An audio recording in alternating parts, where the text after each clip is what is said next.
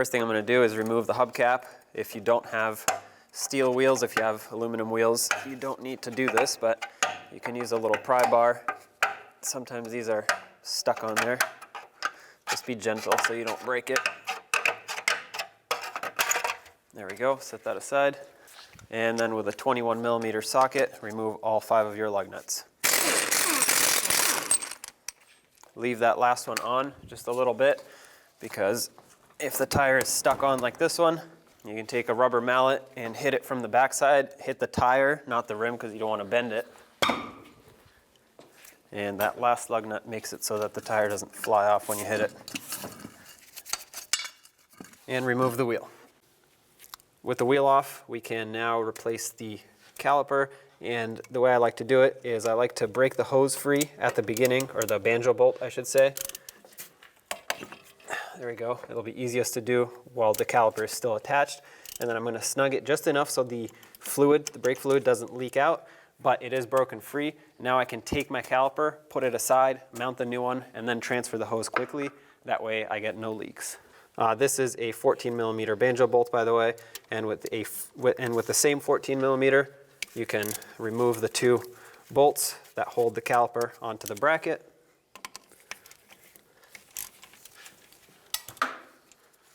Now you can remove these completely. I'm going to take my caliper, set it aside right here, and for safety purposes, I'm going to tie it with a bungee cord, just so it can be secured. Next, take off the brake pads. With a 17mm socket, you want to remove these 2 bolts right here that hold the caliper bracket onto the knuckle. Leave that in just a few threads, and take off the top one.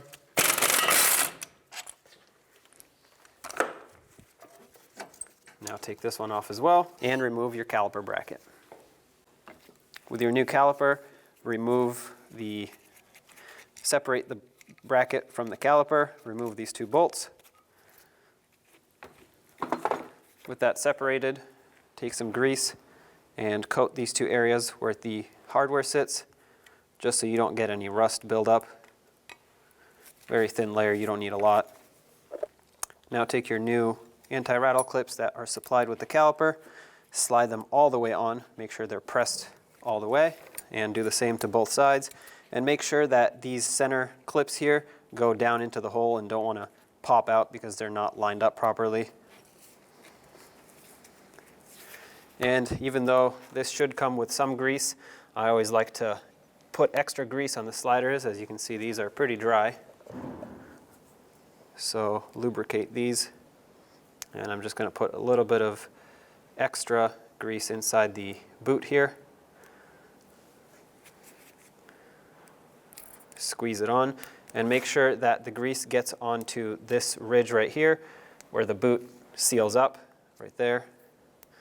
Give it a couple twists, work that grease in, and do the same to both sides. Wipe off any excess grease. And now we can install the caliper onto the car. Line up the caliper bracket and start in your 2 bolts. Snug them up and torque them to 79 foot-pounds. Perfect.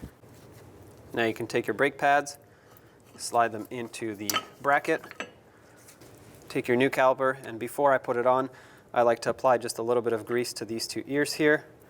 This is going to help with noise reduction, vibration dampening, and then do the same to the outer ring of the piston here. On top of those 2 reasons, this is also going to seal up and prevent water from building up in there, and that way the piston doesn't rust out from the inside.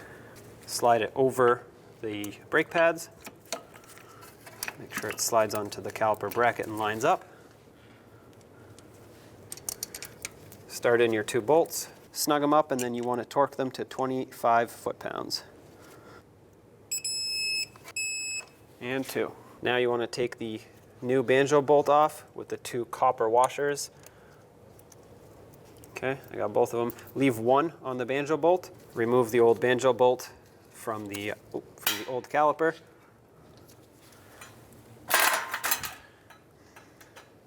And make sure both of the copper washers come off of the hose. You don't want to reuse them or accidentally double gasket them. In my case, they both came off. Take your new banjo bolt with a copper washer, slide it through.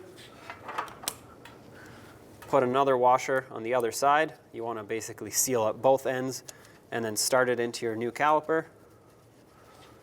Once it's bottomed out, I like to give it a few cranks with the ratchet. You basically just want to compress these two copper washers, crush them so that it creates a nice tight seal. Don't go too tight because then you'll strip the threads, but once it's snug, give it about half a turn, and that should do it. Now you want to clean up the old brake fluid, whatever leaked out. That way if there are any leaks, you can know immediately. Next, you want to take the little cap off of the bleeder screw, and then with an 8mm, go ahead and open up your bleeder screw. This is going to allow all the air to escape out of the caliper, and gravity is going to feed new brake fluid in until it comes out of here. So we just want to wait for a steady trickle of fluid. Now with a steady trickle of fluid, go ahead and close up your bleeder screw, snug it up. And at this point, you can perform a manual brake bleed if you'd like.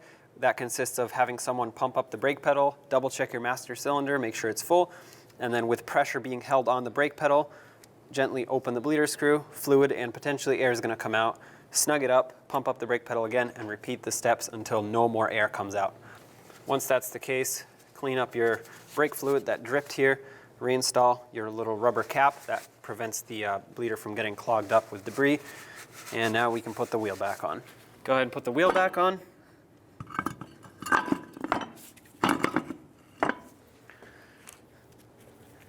Start on all 5 of your lug nuts, snug them up, and torque them to 76 foot-pounds. I almost said 78 again.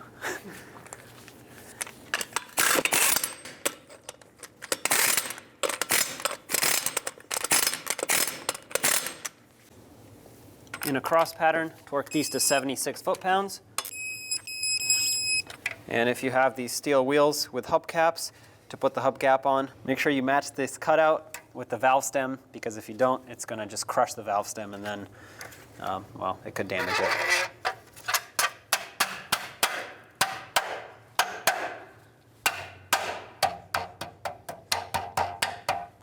Perfect. Now take it for a road test.